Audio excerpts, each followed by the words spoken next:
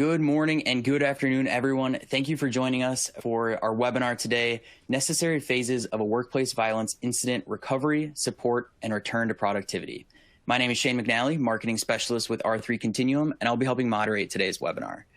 Our subject matter experts today are R3 Continuum Senior Vice President Hart Brown, as well as Berkeley Re Solutions Senior Vice President and Chief Marketing Officer Christopher Ellis. Hart Brown has over 20 years of experience in both the in both the public and private sector, and has provided security, crisis, and risk management services across 50 countries. Previously, Hart worked with the Anti-Terrorism Assistance Program for the United States Department of State and ran the Organizational Resilience, Security, and Crisis Management Program at a top 10 global insurance brokerage, and works closely with insurance programs in commercial, personal, benefits, and specialty markets, supporting risk modeling and financial assessments, as well as emerging risks, deadly weapons, and active shooter protection, and business interruption. Christopher Ellis is responsible for providing strategic direction for solutions and services that support and lead our brand in the marketplace. He also oversees a number of key initiatives and is heavily involved in customer engagement and business development. An advocate for customer-focused solutions, Chris works close with clients, prospective partners, and internal stakeholders to shape our Berkeley Re Solutions' evolving portfolio of solutions. So thank you both for being here today. And Chris, I will toss this over to you to start us off. Appreciate it. Thanks. And welcome, everybody. I see the list of attendees, and it's a good long list and lots of extremely good friends, clients, and new partners. So thank you, guys. I know we've all done a ton of these. Good news is we were only going to do ours for 30 minutes, which I think some of you reached out and said thank you. Because of that, I'm going to attend. I want to thank Hart and R3 as well. Super great partners of ours. We are super excited to work with them on the workplace violence program. You know, you got to say this at the beginning, and we do this regularly. We all know this is a tragic trend, the workplace violence, but we are proud, as I think the industry should be proud, that we can be part of the solution. And that's really what this is about, is how do we all get more educated, understand things differently, so that we can ultimately help our own organizations. You know, there's carriers, there's MGAs on here, there's work comp companies on here, there's outside firms on here that are trying to, help their clients. And that's really what it's all about. So together, R3 and Berkeley Re have been working on how to put content and information together so that our customers can digest this in different ways. Many of you saw about a month ago, we did a 6-part video series on LinkedIn. We got great feedback. This time, what we wanted to do, in addition to keeping it short and sweet, is we wanted to kind of give you some really practical information, something you can tangibly help understand the situation, which is going to be mainly Hart's part, and then to give you a little bit of just really technical, tactical information on the program that we have. So Hart's going to walk through what workplace violent event really means to businesses, with clearly a slant towards small, medium, and a little bit of the larger business. And then I'm going to walk through some coverages, some flexible package design, and that. Hopefully we'll have a few minutes at the end for some questions. And if we're early, well, then good for us all, and we'll have a good rest of the day. So thanks again. So with that, we're going to dive in. So Hart, we hear about these events all too often. That really is the reason that we've together built this program. But I think a lot of people really don't appreciate the impact that these have to businesses. We've seen some shootings and some other things, but there's small, medium, and large businesses. And so with that in mind, with that small to mid-sized business in mind, take us through what you see, kind of that life cycle, the impact, what's important to know. Well, thank you, Chris. Thank you all for joining today's very quick discussion on a very difficult subject. And so I applaud you all for taking just a few moments to help address the problem that we continue to see emerge and increase, not just in the United States, but around the world. The question around workplace violence, the first thing that's always helpful to sort of separate out, workplace violence is much larger than just shootings. We have a tendency to immediately think of the things we see on the news, the tragic events, the shootings that have a tendency to occur, and many of them are quite large events, unfortunately. the reality of workplace violence is you can separate out shootings being an extreme case, but there are lots of other cases that have a tendency to disrupt or impact organizations. We respond to roughly 2,500 of these types of events, disruptive events to organizations each month. And about 25% of those are related to workplace violence. So that's assaults, that's fights, that's issues not necessarily related to just firearms. It could be stabbings, it could be others, lots of different things. So the first thing to realize is not every event or situation is exactly the same.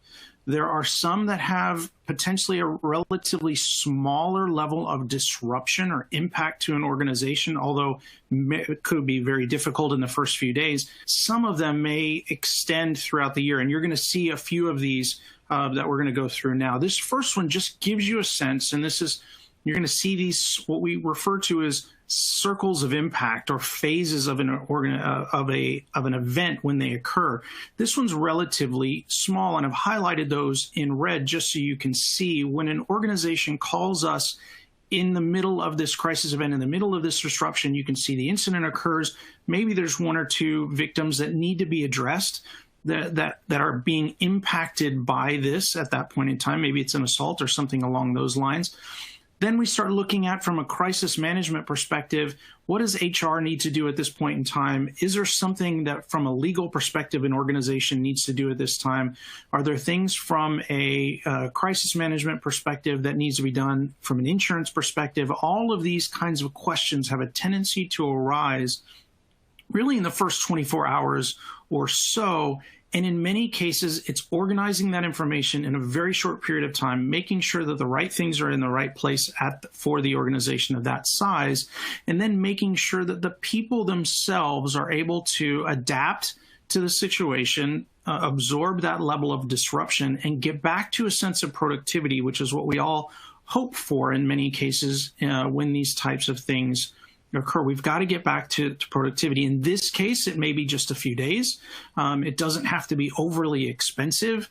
It could be in a few tens of thousands, 50,000 from a cost perspective to get everything back up and running very quickly. But it is a challenge even at the smallest level. So Chris, does that help to highlight that? Yeah, I think that's awesome. So you and I through the last year or so, we've talked about some of these smaller, because a lot of our focus customers have that. Is there, I know you said less than 50,000. Is there one with maybe no proper nouns that you could do a real quick example of what small means? Yeah, so there's been a few that we've handled even quite recently. One, and it's important to realize workplace violence, how these events occur. And in many cases, we think, well, all of my employees, they all were one big happy family. Everybody works well together. I just don't have these problems. And that could absolutely be true. But in another situation, in a parking lot right outside of a business, it didn't necessarily be focused towards the business itself, but it happened right outside. And there was a shooting there. There was an intent to make sure, from a community perspective, from a neighbor perspective, from everybody that was impacted by that event, to be able to organize the event pretty quickly and get through that. And that was really a matter of days. In another sort of situation, in a retail type of a small footprint environment, there was two customers that got into a situation, and it unfortunately escalated. And that escalation not only caused disruptions that day, but then you had family members and others that were coming to that site and asking questions or wanting to conduct a memorial service and other types of things in those locations that many organizations, small organizations, medium-sized organizations that hopefully have never had to go through something like this before, now are put into these really difficult situations where they have to make decisions very, very quickly. And if you're not making the right decisions at the right time, you end up creating secondary crisis events, which we're trying to obviously avoid. Yeah, I think that last point is spot on. It's, most of the customers that we all represent, you talk risk management, and I know you're going to, a couple slides from now, you're going to talk about the crazy impact that large businesses have. But small and mid-sized businesses, it's an owner, it's a manager that hasn't had this training, that, in a lot of cases, even, no offense to claims departments, they're not calling a crisis management person that understands and knows this. So there's the owner doesn't know what to do. And frankly, a lot of times what we've learned and heard is even claims departments are doing their very best to help them through this, but they're not crisis management experts. And the decisions made then not only impact, right, the business today, but also the business tomorrow, employee sentiment, PR, and perhaps even third-party liability type situations if you don't handle them right. Absolutely. So with that, let me transition and talk about something that might be just a little bit bigger. Maybe it's a larger organization, maybe there's more employees involved, or maybe just the severity of the event itself is increasing outside of maybe just an assault or an attempted robbery type of situation. What you now start to see is that the impacts begin to grow. And so all of those red circles that we're now starting to see that we didn't necessarily have to address before are starting to come into play at a much faster rate, and we have more and more questions starting to come up. You now start to see those employees that are impacted are now going home and their families are impacted, or you may have some people that unfortunately had to go to the hospital, and we have to address the hospital situation. From a leadership perspective, employees are looking to you to say something, to do something, to act in a certain way during these timeframes that you've made from a leadership perspective they've never had to do before. And so all of a sudden, this compounding situation is now in front of a company over the next, not just 24, 48 hours, but we're looking really starting to see out to about the first week or so, what are all of the things that need to happen? And what we do from a crisis management perspective is we start coaching day to day. So here's what needs to happen in the next 2 to 4 hours. The things you need to be prepared for, decisions you need to be prepared for. Then we start, once we get through that, then we start saying, well, here's what's going to happen the next day, and here's what you need to be prepared for. We get through that, okay, here's what needs to happen in the next 2 days or so. All the way through getting people back into the office, obviously as quickly as we possibly can. But again, what you're starting to see is the severity increases as the organization size or employee size increases. You start to see these circles of impact continue to grow. So I want to touch upon a large-scale event just so you can see the scale and scope. But Chris, do you have any questions on something like this? Yeah, and it's tough because we're not defining small, medium, and large. But large, I would say we all probably have a good sense of that, right? It's certainly risk management business, which many of the carriers we work with don't have. But quick question: how many of those that you've been involved with? Again, think of medium. Have somebody that's responsible for risk management. They have a risk manager. My guess is not very many, but I'm interested in what you've seen. No, I would say one, from a risk perspective, they may be well versed in insurance. If there is somebody responsible for that, they may have somebody, depending on the type of business, industry, and so forth, as far as safety, OSHA compliance, and those kinds of things that they may be also involved. But very often it still comes down to the leadership within the organization, whether it's family run, the COO, CFO, CEO, president, those individuals that have to sort of mobilize very, very quickly and try and work through this almost in an ad hoc crisis management group, because they haven't had the training, they don't have the plans, they don't have all of these types of things ready to go at a moment's notice. Totally good. All right, appreciate that. So I just wanted to show one more slide, and this is an expansion of what you're already seeing. So this just continues to show what happens as we get larger and larger from a severity perspective or from an employee perspective as to how many people are impacted and what we have to go through. In this case, it's not just in the first 24, 48 hours, 7 days, maybe 14 days. 14 days for most organizations is sufficient to get back to some level of productivity. But what we find is that there are still lingering effects after the 14 days. We start to see after the first month, in many cases, about 10% of the employees are still impacted after that first 30-day period of time. They haven't really been able to come back to full productivity at that time. So there's still support that's needed, really, in many cases, through the first year of the event. And many of you can see from the news and the types of things that you're seeing is there's, anniversary, there's memorials, there's different services around all the way out to that year-long period of time. And throughout that period, that maybe 1 to 2 months to the rest of the year, what you start to see is you have reactivating events for an organization. So if somebody pulls the fire alarm, if something else happens, sights, sounds, smells, an ambulance drives by the organization, you start to see employees being impacted all over again. So it's not just dealing with that immediate aspect. That's incredibly difficult to do in a really compressed environment, but recognizing you still have to continue to create plans for at least the first year to get through something on a larger scale. Again, very difficult for organizations if there's no surge capacity available to them at the time of one of these events. So with that, I'd like to try and change the conversation, because I know a lot of our audience today is really focused on the risk transfer, the insurance aspects of this. So I wanted to sort of ask you, Chris, how did you create this program? Why did you create the program? And really for the offering, what's the direction and what are you looking for here? Yeah, so it kind of just bubbled up, right? Like everyone else, we saw the troubling trend. We kept seeing it on the news. We're constantly in conversations with our partners, many of which are on this call, and frankly, a handful of them helped us design it. So basically what we did is we said, it doesn't feel like the market has ready solutions. So we researched the market. We found out, as many of you know, that monoline markets are out there. They're pretty pricey. Triggers are all over the place. And it was pretty dislocated. So we said, let's go talk to some partners. We actually worked with about 8 different carriers in the U.S. and said, hey, do you think this makes some sense? What are you hearing from your agency plant? All of those touch points, all of those kind of engagements helped us build this turnkey product. So it wasn't built just by us. It was built with a bunch of peers, some of you on the call today. So we go after small to mid-sized risks. So we don't really go after, Fortune 500 risk management business. It's intended for SME.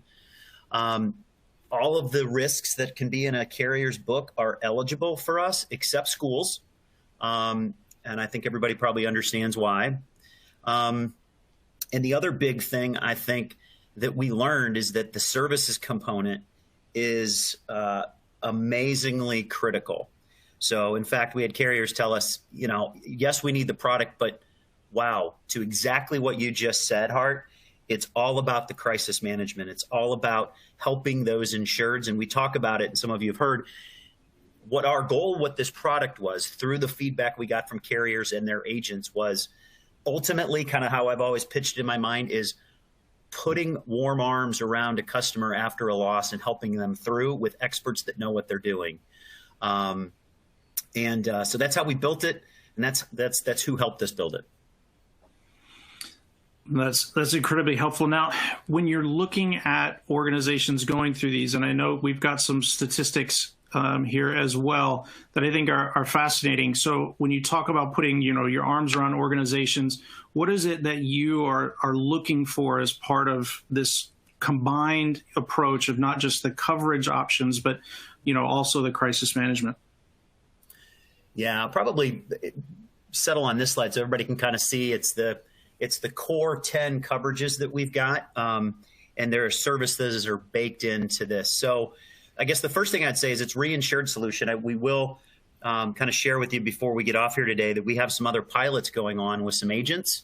And we've also had organizations outside of insurance saying, geez, is there a way you guys could help us maybe add some workplace violence coverage or services into that? But it's primarily a reinsured solution. If you look at this right here, right, so it's intended to be an endorsement, a coverage part. We have a few people considering monoline. It's first-party coverage. And I'll walk through each one of these very quickly, but a couple of things that have really resonated that I want everybody to hear was the first one is off-premises cover. So when we first launched this with the 8 partners that helped us, we had really defined the premises as the location, right? We all know, the definition of a premise for a policy, but we didn't track and follow the employees as they went places. So we had some carriers say, hey, 30-40% of my book of business is contractors. They're going to job sites, they're bidding. We have people that, go on sales calls or go to conferences like we all go to NAMIC and some other things. So we went back to the drawing board, and now we have a very broad off-premise. So we follow those employees when they're traveling for business, which was a very, actually a pretty cool thing.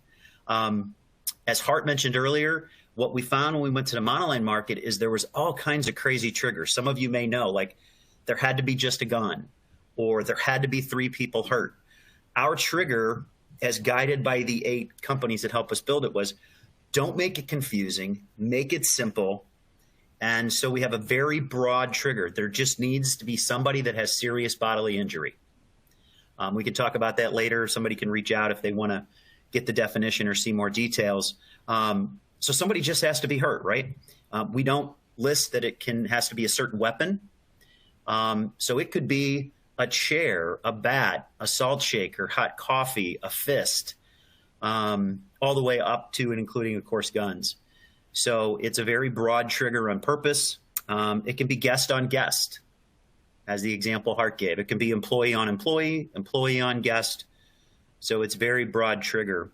As you look through those 10, what I would say is that most of the partners that are going to launch with us are launching with all 10. But we built this very modular. So if you came to us and said, we really are most interested in those first 5, those are the first 5 that we actually constructed with the product.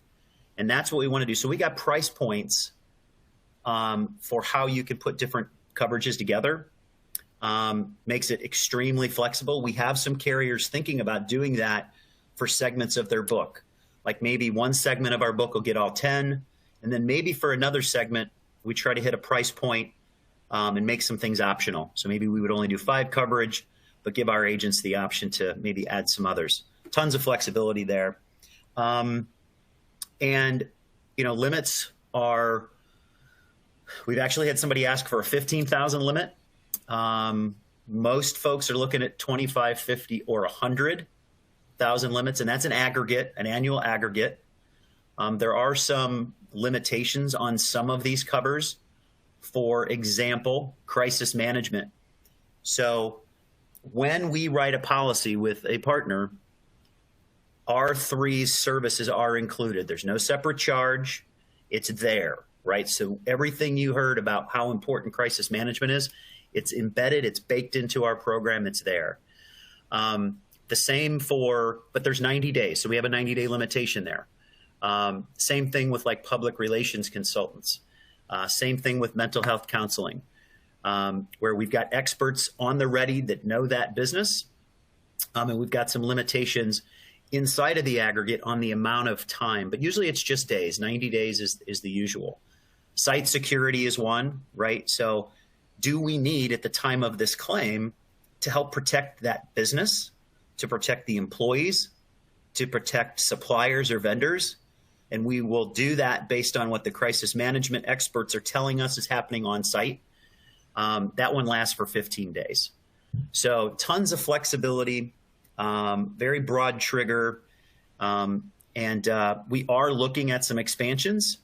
But what we want to do, Hart, with our partners is as we launch, listen, hear, understand what are some important enhancements to do. We got a list of them going, but we need to validate and verify that they're in a good, smart place for us to add them to the program. So I think that's the gist of kind of the program in total.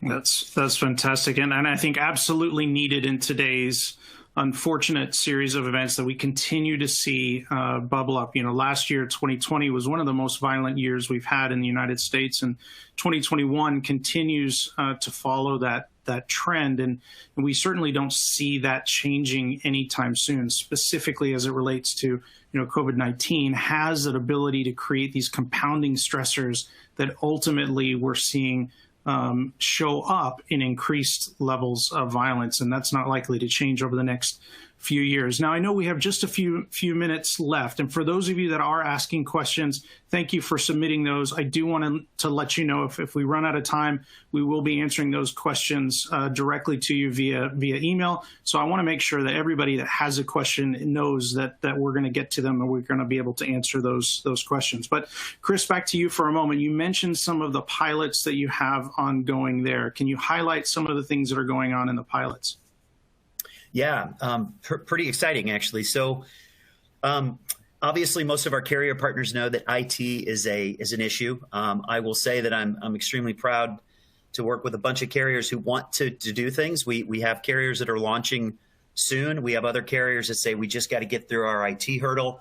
But what that means is there's agents out there that know this coverage is needed. And we've got one pilot. It's eight Midwest states. We're going to expand out west, and we're going to expand in some other states pretty quickly.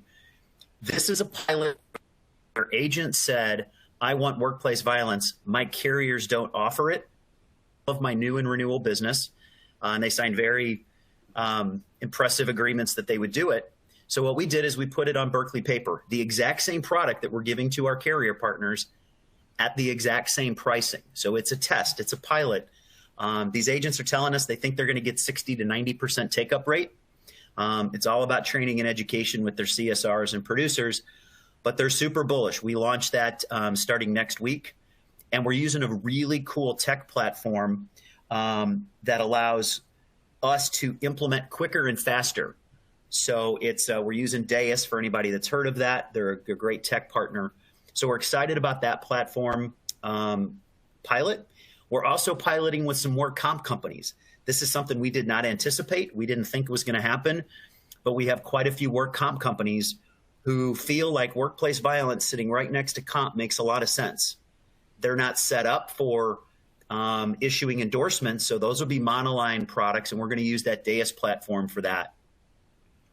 And then the last one I would say, Hart, is we have some non-insurance folks that want to embed parts of the workplace violence program, crisis management, mental health counseling, as kind of an insure techie, if you will. The audience knows what I mean. So that's a fun kind of exploration on how we do that. The agent pilot is the big one, and which is very, very cool. Fantastic. Well, I appreciate that, Chris, and I'm going to invite Shane to come back in. I know we do have a few questions in the queue, so we'll see how many we can get to very quickly. Shane, are you with us? Yeah, I'm right here. Great presentation so far, you two. It's great hearing you guys go back and forth and discuss something so important. We did have one question come in, and I think I'll start with you here, Hart. What are the most common types of workplace violence that occurs in the United States?